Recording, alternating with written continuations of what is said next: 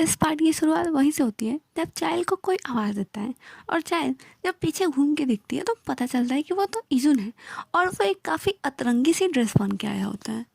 फिर चाइल्ड इजुन से पूछती है कि ओप्पा मुझे लगा कि आप यहाँ पे नहीं आओगे। तो इजुन कहता है कि अरे मुझे थोड़ा सा काम था ना, इसलिए मुझे लेट हो गया। फिर वो चाइल्ड से पूछता है वैसे बताओ मेरी ड्रेस कैसी लग रही है और मैं कैसा लग रहा हूँ। तो चाइल्ड कहती है कि तुम ना आज थोड़ी डिफरेंट लग रहे हो और वो अपने मन में सोचती है कि जरूर इसके स्टाइलिश ने इसे ऐसे कपड़े पहनने को कहा होगा। फिर चाइल्ड का रिएक्शन देख के इजुन पूछता है कि क्या मैं थोड़ा वियर्ड लग रहा हूँ। तो चाइल्ड कहती है अरे नहीं नहीं तुम वियर्ड नहीं लग रहे, तुम तो हैंडसम लग रहे हो। फिर इजुन सोचता है कि हैंडसम। तो चाइल्ड कहती है कि हाँ हैंडसम, तुम तो हमेशा ही हैंडसम लगते हो। फिर इजुन के अरमानों पर 5 लीटर पानी फिर जाता है क्योंकि बेचारा इस तरह का ड्रेस ही करके आया था ताकि चाइल्ड उसे क्यूट समझे, पर चाइल्ड ने तो उसे हैंडसम बोल दिया। फिर ये सीन यहीं पे कट हो जाता है और इजुन को उसकी कार में दिखाया जाता है जहाँ पे वो सोच रहा था कि आखिर मैं उसे हैंडसम क्यों दिखता हूँ, मैं उसे क्यूट क्यों नहीं दिखता। उसे तो क्यूट चीज़ें पसंद है तो मुझे भी क्यूट होना चाहिए। फिर इजुन सोचता है कि वो भी क्या ज़माना था जब मैं अपने 20s में क्यूट दिखता था।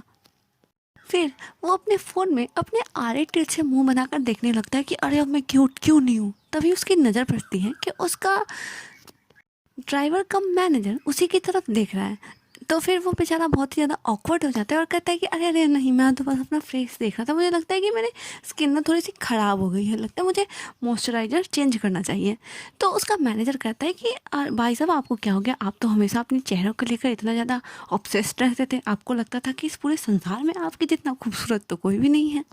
फिर उसका मैनेजर कहता है कि अरे अभी इन सब बातों के लिए टाइम नहीं है, तुम्हें पता है कि तुम्हारा ड्रामा जिस टाइम पे चलने वाला है उसी टाइम पे दूसरे चैनल पे यून का ड्रामा आने वाला है।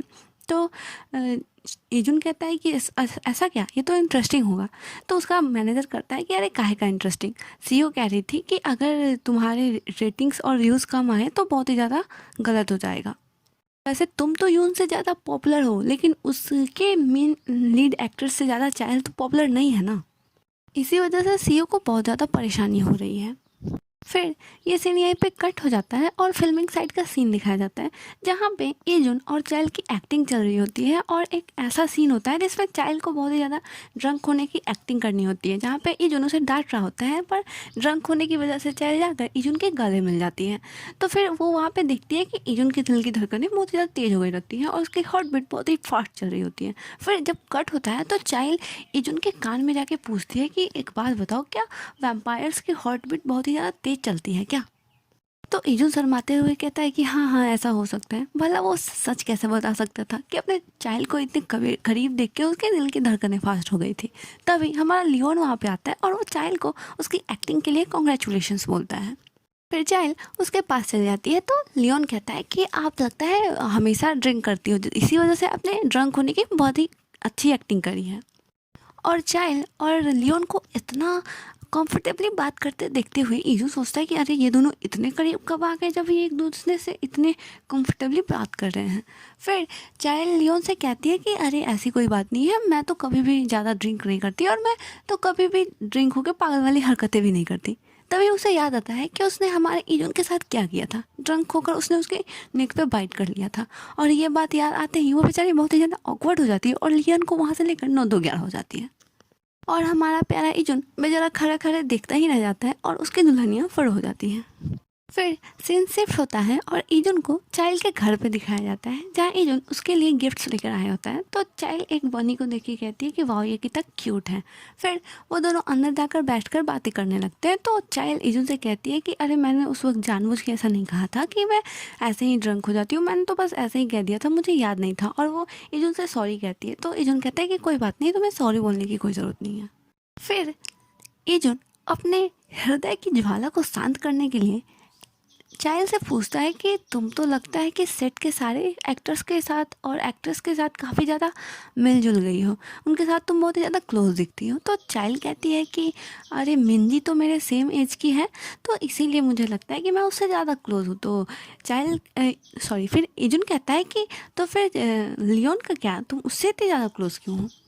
तो चाइल्ड कहती है कि अरे लियोन का क्या है ना, वो तो बहुत ही ज़्यादा क्यूट है, वो भले ही मेरे छोटे भाई के एज का है पर वो दोनों एकदम डिफरेंट है। मैं तो सोची थी कि काश मेरा भाई भी उसके जैसा ही क्यूट होता। तो भला लियोन की तारीफ सुनने के बाद हमारा इजुन कहाँ शांत रहने वाला था। तो वो चाइल्ड से पूछता है कि और तुम मेरे बारे में क्या सोचती हो। तो चाइल्ड कहती है कि क्या तुम्हारे बारे में। फिर इजुन अपने मन में सोचता है कि हे भगवान ये क्या पूछ लिया, ये मुझे नहीं पूछना चाहिए था। तो लेकिन फिर भी चाइल्ड कहती है कि अरे तुम तो मेरे सबसे क्लोजेस्ट फ्रेंड हो। तो इजुन कहता है कि क्लोजेस्ट, तो चाइल्ड कहती है कि हाँ, पहले मैं लोगों से ज़्यादा दोस्ती नहीं करना चाहती थी, इसी वजह से मेरे सिर्फ दो ही दोस्त थे, सेरा और यून। लेकिन जब तुम अचानक से मेरी लाइफ में आए तो तुम्हारे साथ टाइम बिता के मुझे काफ़ी अच्छा लगा और मुझे लगता है कि तुम मेरे क्लोजेस्ट फ्रेंड हो। तो इजुन बड़े ही प्यार से चाइल्ड के सर पे हाथ रख के कहता है कि यार देखो, आसपास ना कुछ लोग होते हैं जो बुरे होते हैं, लेकिन सारे लोग बुरे नहीं होते, और बहुत सारे लोग हैं जो बहुत ही ज़्यादा अच्छे हैं। तो तुम्हें उनसे डरने की कोई भी ज़्यादा ज़रूरत नहीं है।